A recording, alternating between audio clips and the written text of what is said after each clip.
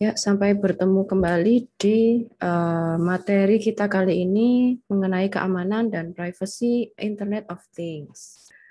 Oke, sebenarnya Internet of Things itu merupakan suatu jaringan yang menghubungkan berbagai objek yang memiliki identitas pengenal serta alamat IP sehingga dapat saling berkomunikasi dan bertukar informasi mengenai dirinya maupun lingkungan yang diindranya. Oke.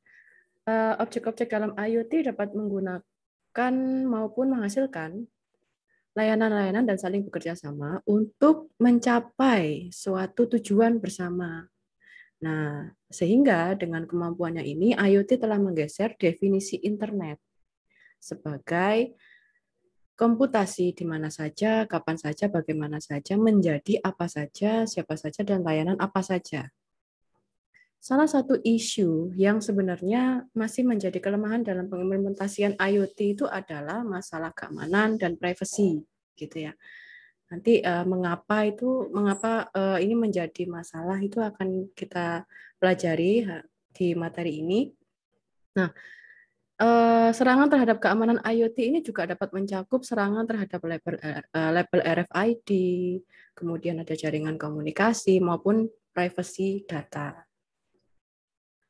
Oke, untuk mencegah dan mengatasinya, ini dibutuhkan mekanisme dan protokol keamanan yang sesuai untuk penggunaan IoT, gitu.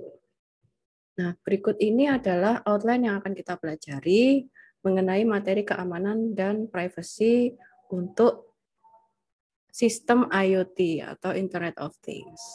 Ada pendahuluannya dulu, ada arsitekturnya bagaimana, kemudian ada keamanannya bagaimana, dan juga ada privacy di bidang IoT.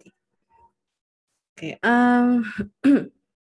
Oke, sebenarnya IoT ini pertama kali diperkenalkan itu oleh Kevin Ashton pada tahun 1999. Meskipun telah diperkenalkan sejak 15 tahun yang lalu, begitu ya, hingga kini belum ada sebuah konsensus global mengenai definisi IoT itu sendiri. Namun, secara umum konsep IoT diartikan sebagai sebuah kemampuan untuk menghubungkan objek-objek cerdas dan memungkinkannya untuk berinteraksi dengan objek lainnya. Jadi di dalam IoT itu adalah sebuah sistem di mana ada beberapa device itu saling terhubung dan saling bertukar informasi atau data. Oke. Meluasnya adopsi berbagai teknologi IoT ini membuat kehidupan manusia itu sebenarnya menjadi jauh lebih nyaman, begitu ya. Dari sisi pengguna, perorangan IoT sangat terasa pengaruhnya dalam bidang domestik seperti pada aplikasi rumah, mobil cerdas, dan lain sebagainya. Kalau kita lihat dari sisi pengguna bisnis, IoT ini sangat berpengaruh dalam meningkatkan jumlah produksi serta kualitas produksi. Seperti contohnya mengawasi distribusi barang, mencegah pemalsuan, mempersingkat waktu ketidaktersediaan barang pada pasar retail, kemudian ada manajemen rantai pasok, dan lain sebagainya. IoT yang dipakai pada aplikasi peralatan medis, ya, seperti kita mungkin seorang dokter yang memerlukan monitoring terhadap kadar gula darah pasiennya. Nah, itu juga bisa menggunakan IoT. Di mana dalam memonitor glukosa itu terkoneksi pada pasien diabetes, di mana itu akan memudahkan dokter dalam menerima data pasien secara real time. Kemudian dengan adanya IoT, dokter bisa memonitor kondisi pasien, menyesuaikan dosis obat, dan lain sebagainya. Oke, dengan demikian manajemen penyakit menjadi lebih mudah dilakukan. Demikian pula dengan misalnya IoT ini diaplikasikan dalam sistem rumah cerdas gitu ya, memungkinkan pemiliknya mengatur seluruh peralatan di rumahnya dari jarak jauh dengan menggunakan satu aplikasi. Nah, untuk mengimplementasikan IoT seperti pada contoh-contoh yang sudah saya sebutkan tadi, maka banyak teknologi yang terlibat. Antara lain ada RFID sebagai alat pengenal dan pengidentifikasi benda serta lokasi, kemudian ada teknologi web, komunikasi medan dekat, atau mungkin ada juga WSN, wireless sensor network, atau jaringan sensor nirkabel, dan komputasi awan, atau sering kita dengar cloud computing.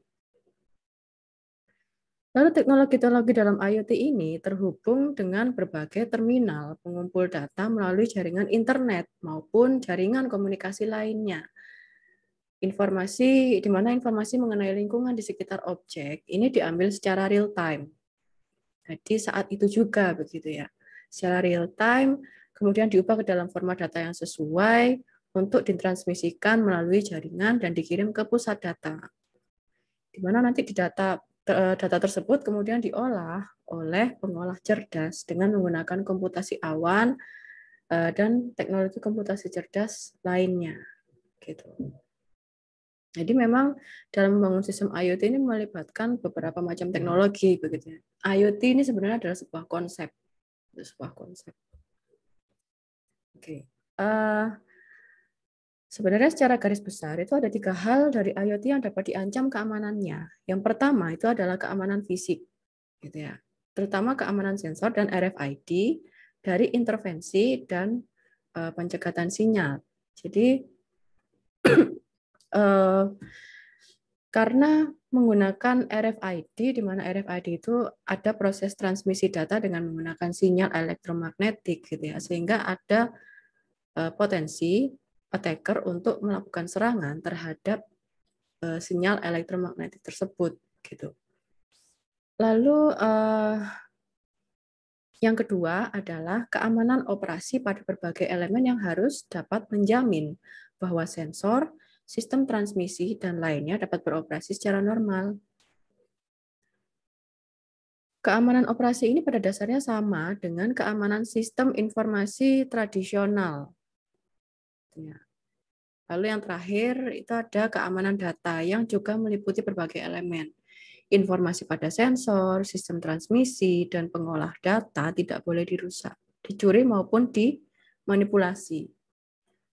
Selain ketiga hal di atas, jaringan sensor juga menghadapi persoalan keterbatasan daya. Jadi dengan adanya sistem IoT ini, pasti ada device atau perangkat keras yang harus kita tanam, gitu ya. Di mana perangkat keras ini juga memiliki limit waktu atau batas waktu tertentu karena keterbatasan sumber daya yang ada di device tersebut. Sehingga dengan adanya keterbatasan daya, mungkin itu akan menjadi tantangan tersendiri dalam melakukan pengamanan data untuk sistem IoT. Oke, pertama kita bahas dulu nih arsitekturnya. Kurang lebih arsitektur dari Internet of Things, gitu ya, sistem IoT itu ada yang namanya sensor atau mungkin device yang digunakan untuk membaca lingkungannya. Biasanya sensor itu bekerjanya seperti itu. Meski telah mulai diaplikasikan pada banyak kehidupan sehari-hari, namun belum ada satu definisi baku sebenarnya dari sistem IoT ini harus seperti apa. Namun secara sederhana konsep, IoT dapat digambarkan dengan bentuk arsitektur yang ada pada slide 4 ini, gitu ya. Oke. Pada tingkat pertama di sini ada perangkat keras, di mana perangkat keras ini terdiri dari sensor yang dapat mengenali dirinya dan mengindra lingkungannya, atau bisa juga pembacaan lokasi, atau mungkin kondisi cuaca, gerakan mesin, atau mungkin ada pergerakan objek gitu ya, apapun itu objeknya gitu ya. Bisa manusia gitu, bisa benda. Itu juga termasuk dalam objek gitu.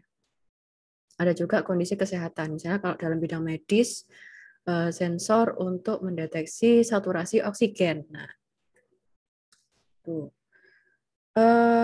Perangkat yang digunakan pada lapisan pertama ini itu adalah ada RFID, ada sensor, kontrol, dan aktuator, gitu ya.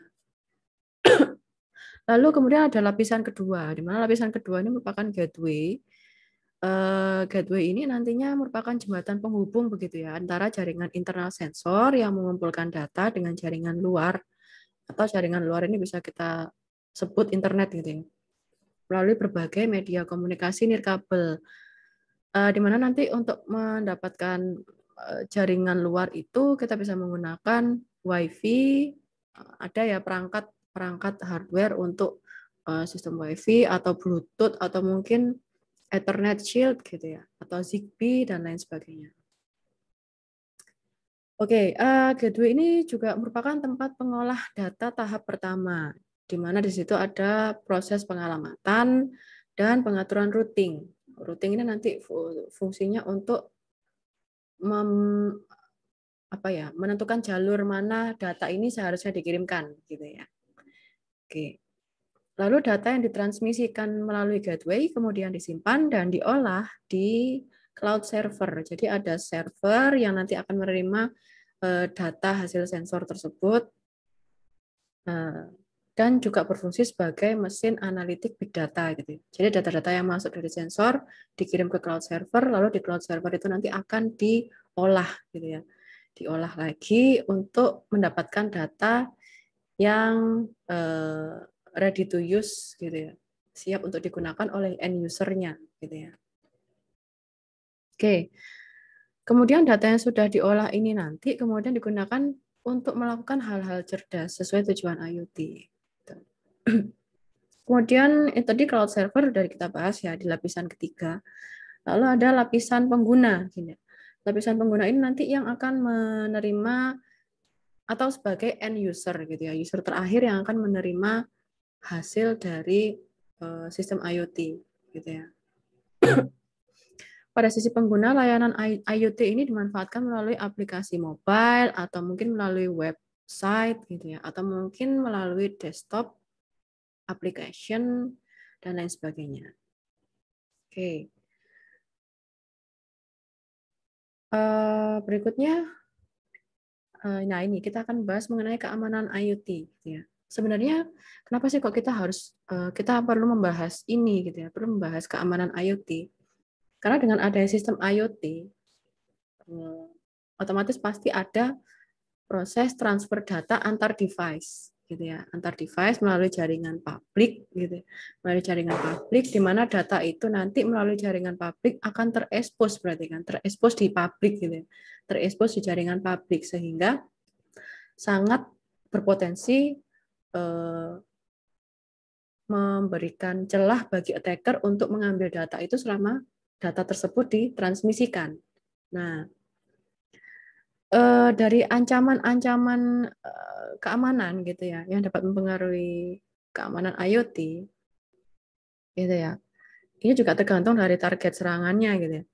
Itu bisa dikategorikan sebagai berikut nih. Ancaman-ancaman ini bisa dikategorikan sebagai berikut. Ada denial of service, di mana denial of service ini merupakan serangan yang menyebabkan pihak yang sah tidak dapat mengakses layanan, gitu ya. Atau lalu yang kedua ada pengerusakan secara fisik, gitu ya, objek-objek dalam IoT. Pengerusakan secara fisik, jadi device-nya yang dirusak secara fisik, gitu ya. Ini mungkin tidak terkait dengan sistem dan aplikasi di dalamnya gitu ya, tapi secara langsung ketika objek dalam IoT itu dirusak gitu pasti otomatis di dalamnya entah itu ada coding atau ada mekanisme sekuritas atau mungkin ada aplikasi di dalamnya otomatis juga ikut tidak berfungsi gitu ya.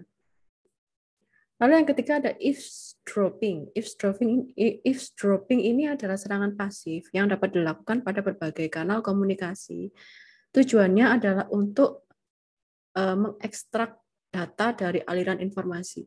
Jadi bahasa awamnya itu adalah menyadap gitu ya. Jadi mengambil informasi secara pasif, tidak merubah, tidak mengurangi, tidak melakukan perubahan apapun, tetapi bisa menangkap informasi dari atau aliran informasi dari kanal komunikasi gitu ya, saluran komunikasi. Lalu yang keempat ada node capture. Jadi penyerang mengekstrak informasi dari node maupun dari infrastruktur lain yang memiliki kemampuan penyimpanan data. Yang terakhir ada controlling. Controlling di mana penyerang berusaha mendapatkan kontrol terhadap entitas IoT dan mengganggu layanan maupun data dari entitas tersebut. Jadi kalau controlling ini tidak pasif lagi ya, ada aktif gitu, ada aktivitas di situ. Kalau pasif tadi kan kita hanya melihat informasi apa sih yang dikirimkan gitu ya. Informasi apa yang dikirimkan antar device gitu ya, tanpa merubah isi informasi tersebut. Tapi ketika controlling ada proses kontrol di situ, berarti ada upaya untuk mengubah informasi yang sedang berjalan di kanal komunikasi. Seperti itu. Sebenarnya dari berbagai jenis ancaman ini gitu ya, itu dapat menyerang berbagai entitas dalam IoT. Contohnya seperti pada RFID dan jaringan sensor gitu. Kalau pada RFID gitu ya, secara alami sebenarnya RFID ini rentan terhadap ancaman keamanan dan privasi. Karena sifat RFID yang tidak memerlukan kontak langsung dan berkomunikasi secara nirkabel dengan memanfaatkan gelombang elektromagnetik. Nah, hal ini menyebabkan interaksi dengan label RFID itu dapat dilakukan tanpa kontak fisik, sehingga mudah diserang tanpa terdeteksi. Lalu ancaman terhadap keamanan RFID dapat terjadi baik pada label, pembaca, host, maupun pada kanal komunikasinya, begitu ya. Jadi RFID sebagai sarana pengenal objek dibuat dengan biaya yang rendah. Ya, sebenarnya RFID ini dengan biaya yang rendah, sehingga mengingat harganya yang atau biaya yang rendah, sulit melengkapi RFID ini dengan mekanisme enkripsi dan pemrograman yang memadai gitu ya, yang kuat gitu ya. Kuat terhadap serangan.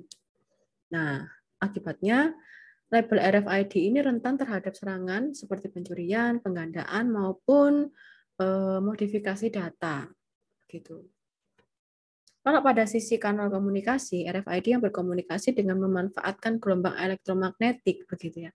Itu rentan terhadap interferensi. Nah, interferensi akan mengakibatkan kesalahan data dalam proses komunikasi antara label dan pembaca. Begitu. Dengan mengirimkan sinyal penginterferensi begitu ya, penyerang dapat menghambat link komunikasi sehingga pembaca tidak dapat membaca data yang benar dan menyebabkan serangan denial of service dan data tampering gitu. Selain itu pembaca RFID juga dapat dipalsukan sehingga komunikasi antara pembaca dan host dapat diserang dengan mudah.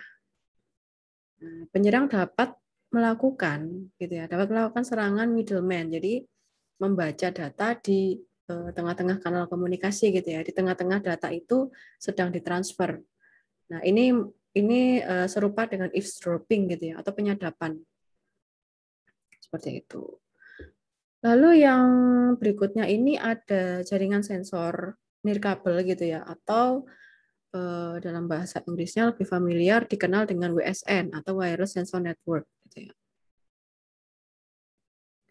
Sebenarnya Wireless Sensor Network ini juga merupakan salah satu teknologi dari pengembangan sistem IoT begitu ya. Karena kalau nggak ada WSN maka ya mungkin tidak akan ada IoT begitu ya.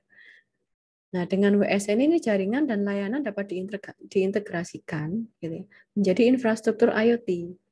Nah, dan WSN serta jaringan komunikasi yang dimanfaatkan pada IoT bekerja secara nirkabel, jadi secara wireless gitu ya. Dan ini yang menyebabkan sangat mudah diserang gitu karena datanya mengalir pada sinyal elektromagnetik begitu ya. Kemudian prinsip pengamanan informasi pada WSN dan jaringan komunikasi itu mengikuti prinsip confidentiality gitu ya, integrity dan availability. Nah, berdasarkan prinsip ini, serangan yang dapat mengancam WSN itu dapat dikategorikan dalam 3 kategori serangan. Gitu ya. Yaitu serangan terhadap kerahasiaan dan autentikasi, lalu serangan terhadap integritas layanan, dan serangan terhadap ketersediaan jaringan. Jenis serangan yang masuk ke dalam ketiga kategori ini itu adalah denial of service, yaitu serangan yang menyebabkan pengguna yang sah tidak dapat mengakses informasi. Dan serangan ini dapat terjadi pada berbagai lapisan di WSN, gitu ya, di Wireless Sensor Network.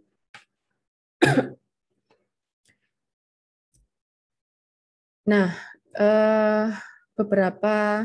jadi DOS ini bisa menyerang beberapa lapisan pada WSN, yaitu diantaranya ada lapisan fisik, di mana lapisan fisik sebagai lapisan yang menjalankan fungsi modulasi, fungsi demodulasi, enkripsi, kemudian ada pembangkit frekuensi, pembawa, gitu ya. Ada pengirim dan penerima data, di mana pengirim dan penerima data ini dapat diserang dengan cara jamming dan node tampering gitu ya. Nah, dengan jamming, penyerang menduduki kanal komunikasi sehingga menghalangi jalur komunikasi antar node. Nah, sementara dengan node tampering, node secara fisik dirusak gitu ya.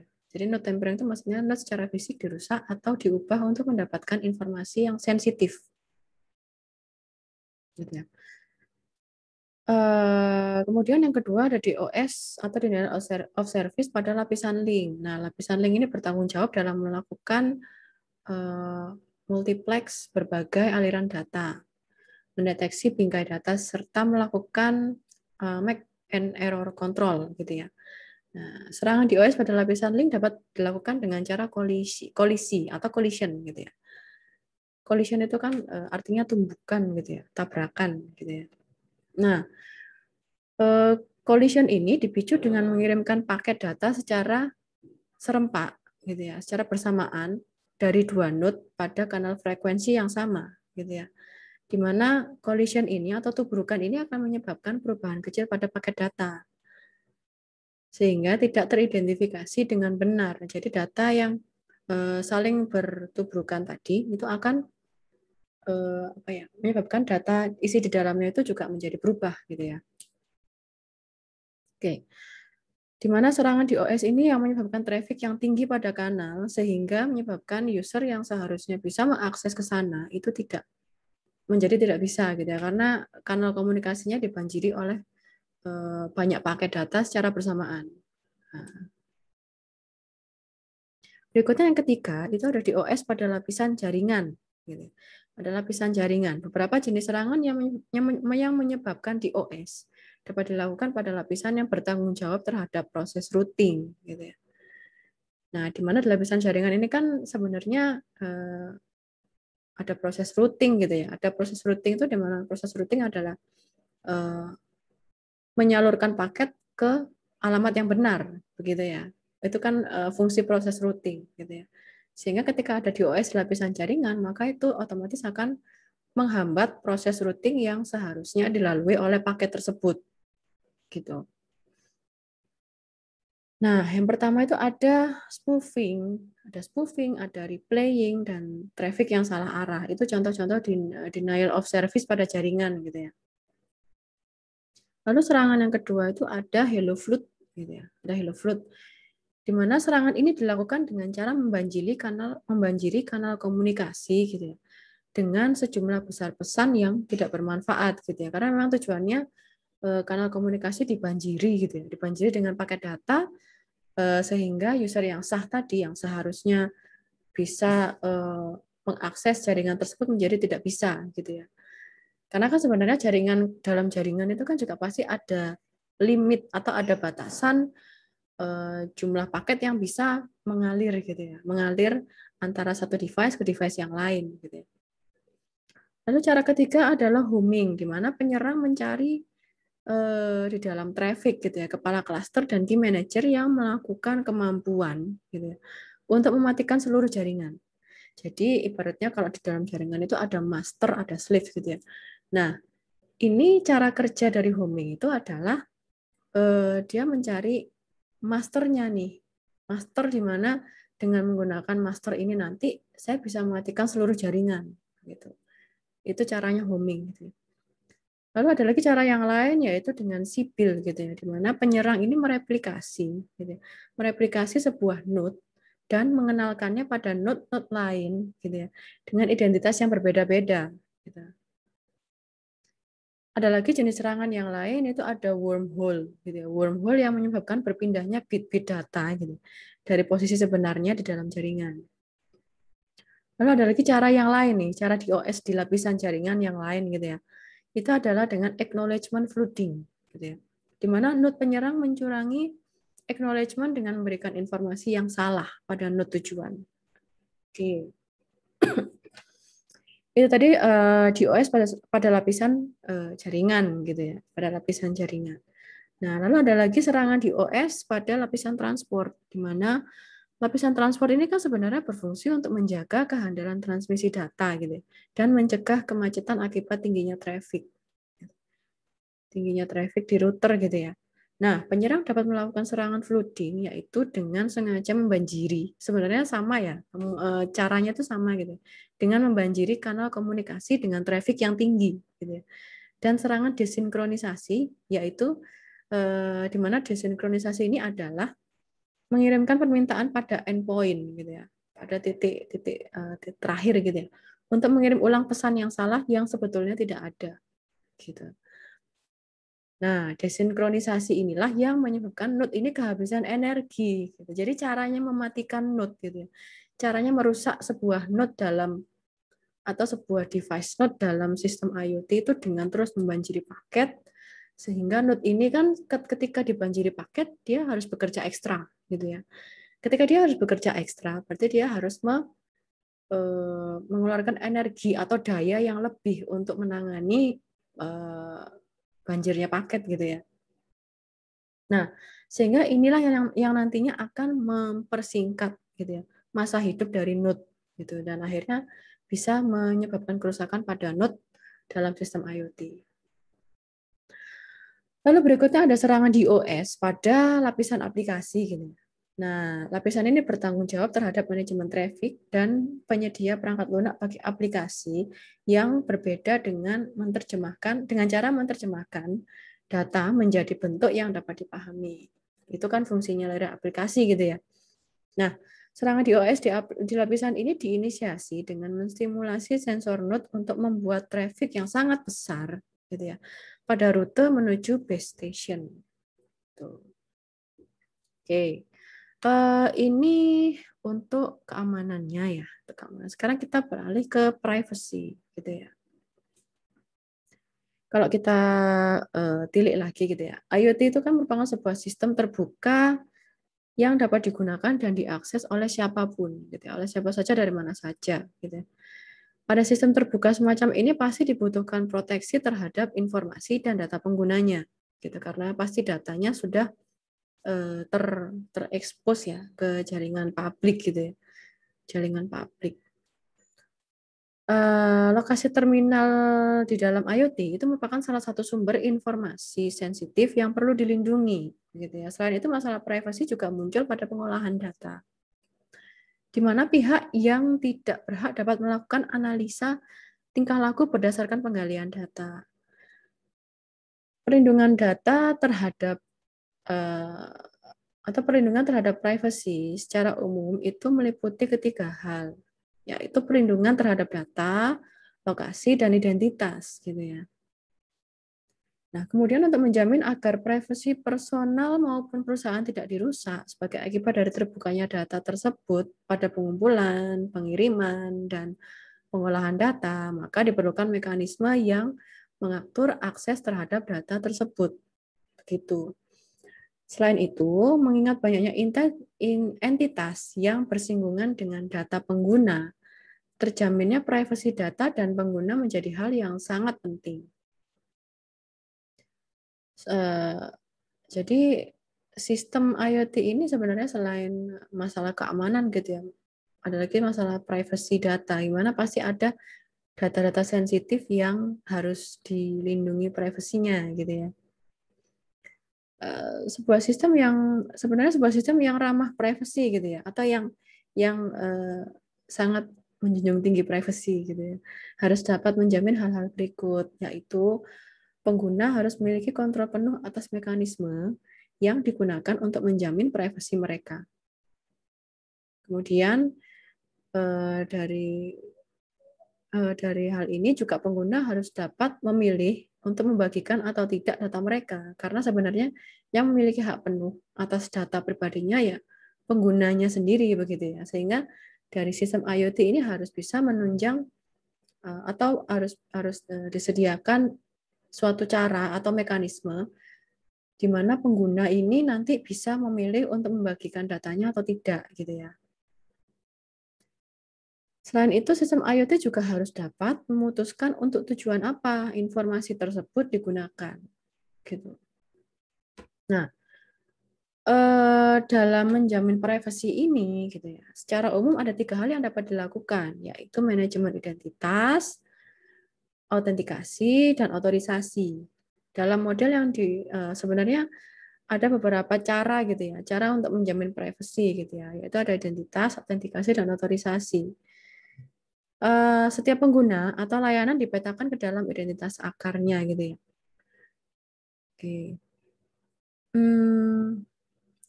Nah, dari ketiga hal yang dilakukan untuk menjamin privasi ini, kita bahas satu-satu ya. Contohnya autentikasi gitu. Autentikasi di sini berfungsi untuk mengikat sebuah objek dengan identitasnya gitu ya.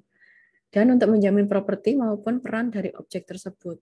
Misalnya, jika sebuah objek itu adalah pengguna gitu ya, maka properti yang dijamin bisa berupa mungkin berusia lebih dari 17 tahun, memiliki tanda pengenal yang sah gitu ya. Mungkin memiliki sertifikasi level tertentu dan lain sebagainya. Nah, lalu peran yang dijamin itu bisa berupa manajemen, operasional, pemeliharaan, dan lain sebagainya, gitu ya. Nah, dengan demikian, sebuah objek bisa mendapatkan akses ke sumber daya IoT sesuai dengan identifikasi atau sesuai dengan peran dan propertinya, gitu. Selain itu, dengan cara ini, objek masih bisa mengakses sistem, gitu ya, tanpa harus mengungkapkan identitasnya. Nah, seperti itu. Lalu ada otorisasi. Otorisasi ini sebenarnya merupakan proses pemberian hak akses terhadap informasi maupun ke sumber daya IoT bagi sebuah objek sesuai dengan aturan akses dan jenis aksi tertentu, gitu ya. Jenis aksi tertentu. Kemudian untuk menjamin privasi, gitu ya, pengguna harus memiliki kontrol penuh nih terhadap aturan akses yang berhubungan dengan data personalnya. Misalnya, jika pengguna itu ingin menemukan seseorang yang berada di dekatnya yang menyukai Maroon 5, tahu ya Maroon 5 ya, tanpa harus secara eksplisit atau gini deh, misalnya seseorang ingin menemukan seseorang lain yang berada di dekatnya yang memiliki kesamaan hobi. Nah, misalnya seperti itu, kesamaan hobi. Tanpa harus secara eksplisit gitu ya, mengungkapkan lokasi dirinya dan preferensi musiknya gitu. Nah, salah satu usulan atau apa ya, usulan privasi yang sudah pernah ada dari penelitian sebelumnya gitu ya, itu adalah dengan cara membaca RFID pada perangkat seluler nih. Jadi memindai RFID-nya yang terpasang pada beberapa objek seperti kartu pelanggan, begitu ya. Lalu mengunduh atau mendownload gitu ya, ketentuan privasi dari perusahaan tersebut. Jika ketentuan tersebut tidak sesuai dengan keinginannya, gitu ya, pengguna bisa memilih untuk tidak menggunakan objek tersebut. Gitu. Sebaliknya, kalau misalnya pembaca RFID tadi membaca sinyal dari perangkat bergerak, gitu ya. Kemudian perangkat bergerak itu bisa memeriksa ketentuan privasi dari pembaca tersebut, lalu meminta persetujuan pengguna, gitu ya. Nah, oke. Hal-hal tadi itu sebenarnya adalah cara-cara untuk menjamin privasi dalam sebuah sistem IoT gitu ya. Ya, akan tetapi untuk menjaga integritas data pada RFID gitu ya, sensor maupun basis data atau hal-hal yang berkaitan dengan data gitu ya, harus melindungi, data-data itu harus dilindungi dari serangan apapun gitu ya. Sehingga data itu harus disajikan dalam bentuk yang terenkripsi gitu ya, atau terkriptografi gitu ya. Terkriptografi. Banyak sekali metode enkripsi yang bisa digunakan gitu ya. Sampai saat ini itu contohnya seperti menggunakan hash key atau algoritma advanced encryption standard ya, atau AES gitu ya, AES.